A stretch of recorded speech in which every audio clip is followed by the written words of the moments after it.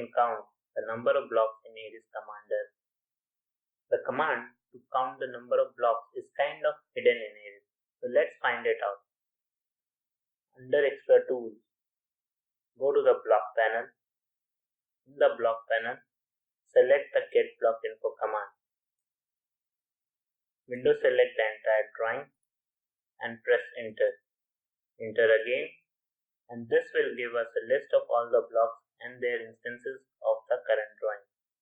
This list can be saved as a text file or can be exported as a table in the drawing file. Let's add the table in the drawing file. So you can see this list will have all the blocks and their instances in one place.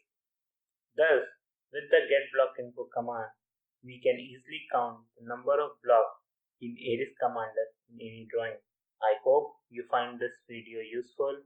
If you have any questions, please put them in the comment tab and stay tuned to CAD Analyst for more such videos and tips and tricks.